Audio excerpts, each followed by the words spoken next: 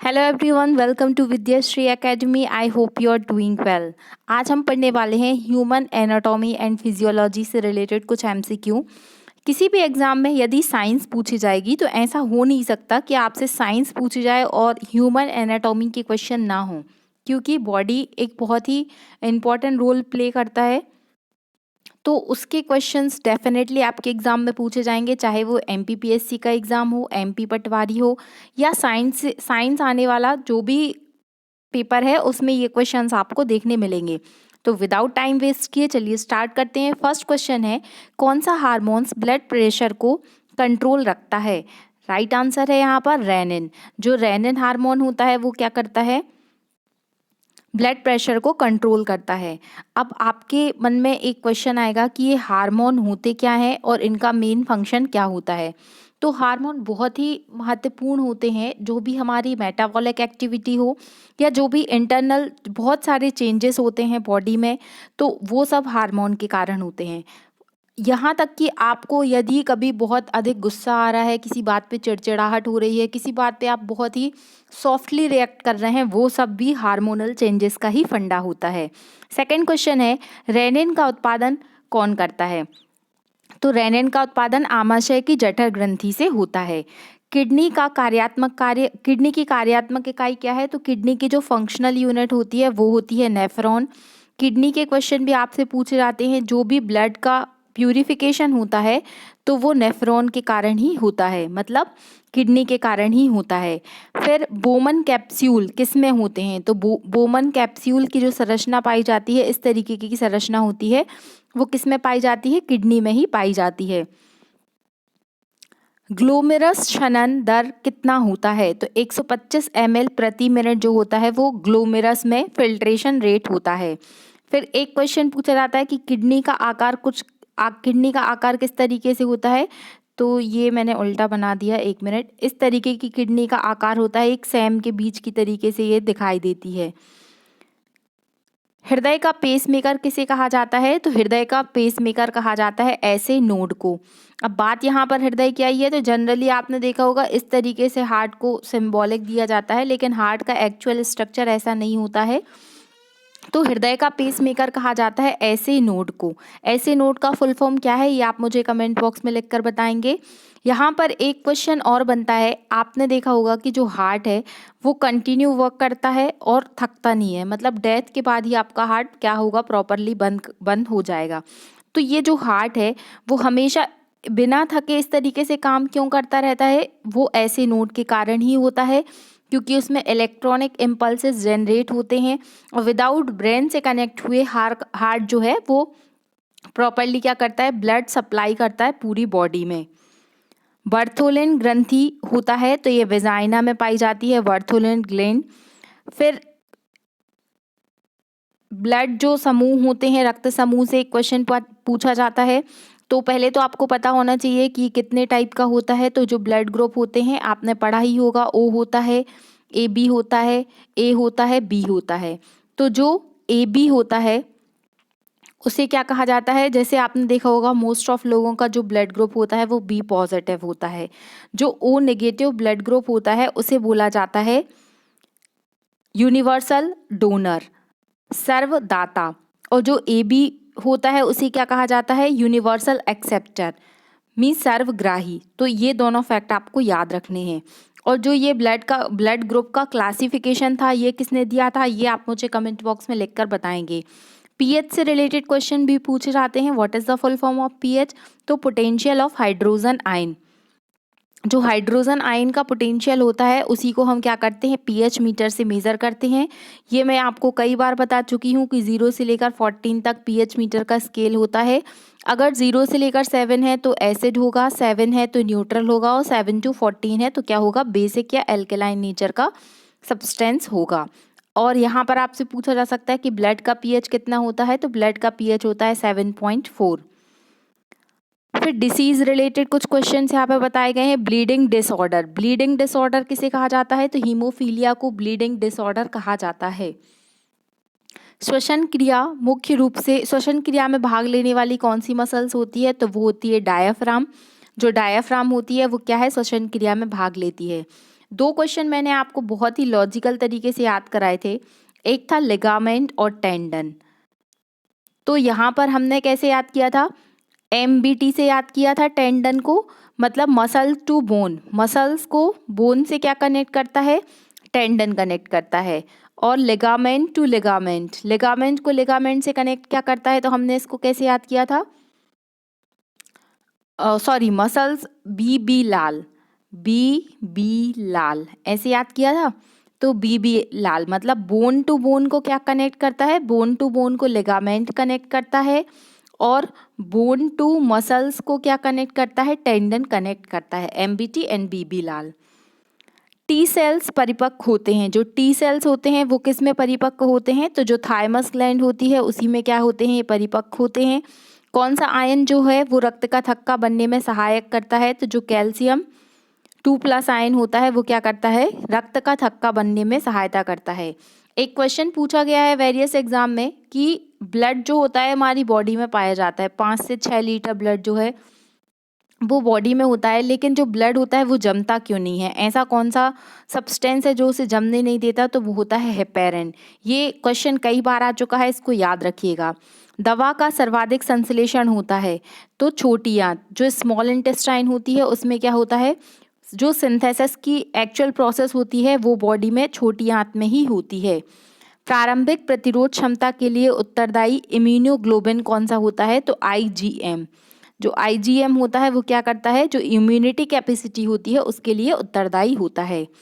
सामान्य intraocular pressure क्या होता है? तो 8 से 21 mmHg जो होता है वो नॉर्मल इंट्राकुलर प्रेशर होता है।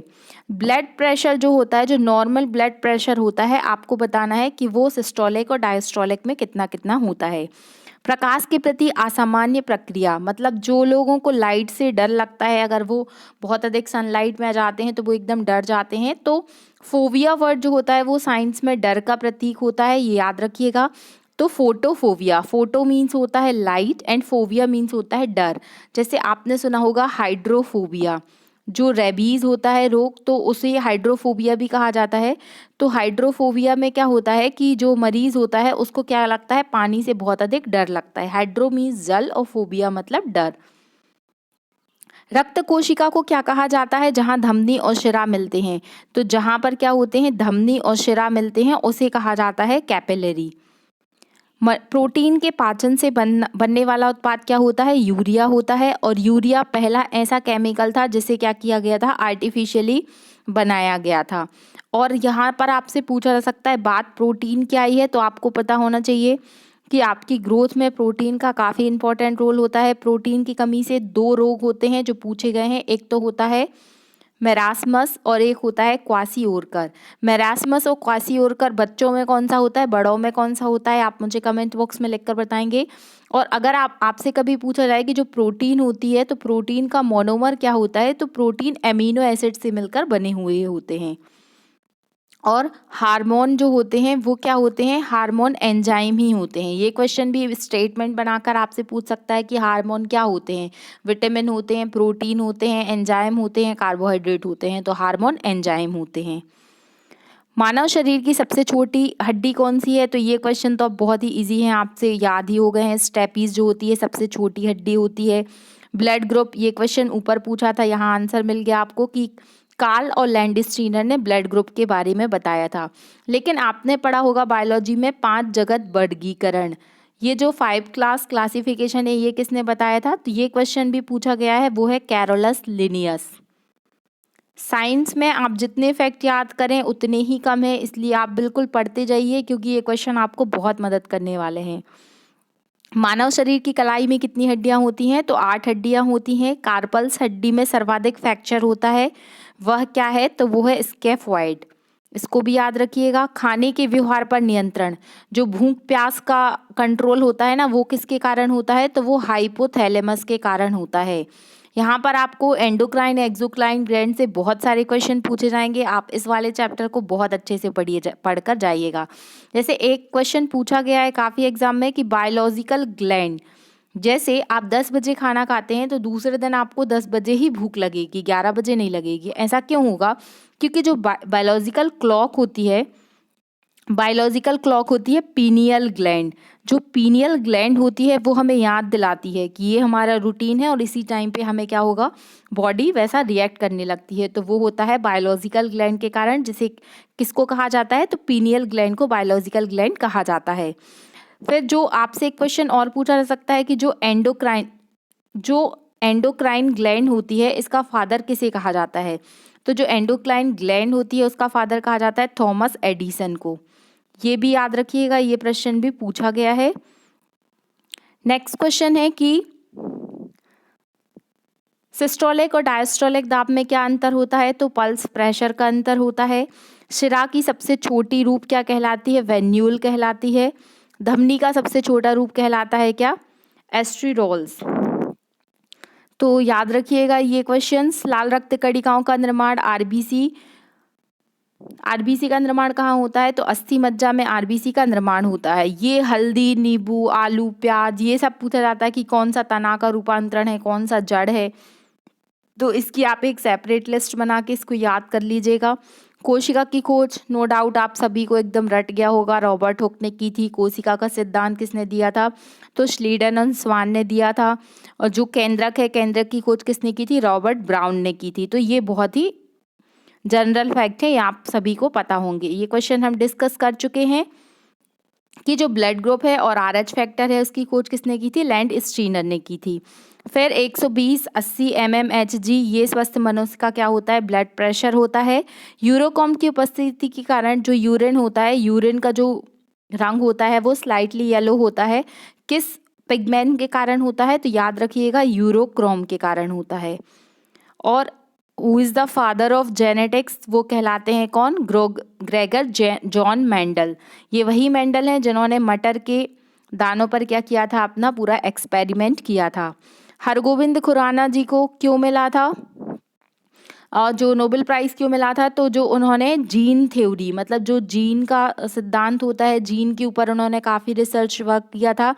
तो डीएनए से संबंधित खोजों के लिए उनको क्या क्या किया गया था, नोबेल पुरस्कार से सम्मानित किया गया था।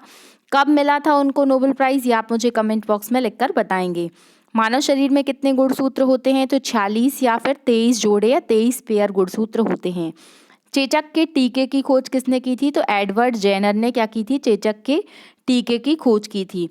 चेचक इंडिया में नहीं है, इंडिया से इसका पूरी तरीके से निवारण हो चुका है। कब भारत चेचक फ्री हुआ था, ये आप कमेंट बॉक्स में लिखकर बताएंगे।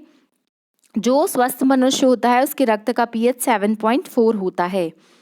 एलिजा टेस्ट क्या होता है, तो ELISA what is the full form of ELISA test होता है एंजाइम लिंक्ड इम्यूनोसॉर्बेट एसे। ये जब एड्स रोग होता है तो इसके परीक्षण के लिए, इसके टेस्ट के लिए यही वाला टेस्ट होता है, एलिजा टेस्ट। तो इसको याद रखिएगा, इससे HIV जो वायरस होता है, ह्यूमन इम्यूनो वायरस, इसका पता लगाया जाता है। तो ये भी आपको याद रखना है। मनुष्य के शरीर की सबसे छोटी हड्डी डिस्कस कर चुके, स्टेप्स होती है जो कहाँ पाई जाती है, कान में पाई जाती है। फिर यहाँ पर आपसे कुछ क्वेश्चन पूछे जा सकते हैं, जैसे राइबोसोम को क्या कहा जाता है, राइबोसोम को प्रोटीन की फैक्ट्री कहा जाता है। माइटोकॉन्ड्रिया को क्या कहा जाता है, तो माइटोकॉन्ड्रिया को कोशिका का पावर हाउस कहा जाता है। गोल्गी बॉडी को क्या कहा जाता है, ये आप मुझे कमेंट बॉक्स में लिखकर बताइएगा। तंबाकू की पत्तियों में क्या पाया जाता है, निकोटिन पाया जाता है, इसीलिए डेंजरस होता है। तो ये कुछ फैक्चुअल क्वेश्चन है जो कंटिन्यू सारे ही एग्जाम में पूछे गए हैं। आप इनको 2-3 बार पढ़ लीजिए तो आपको याद हो जाएगा। आप चाहते हैं कि इसी तरीके की सीरीज़ में कंटिन्यू रखूं, तो प्लीज़ कमेंट बॉक्स में बताइएगा। Thank you so much. पढ़ते रहिए, खुश रहिए। जय हिंद, जय भारत।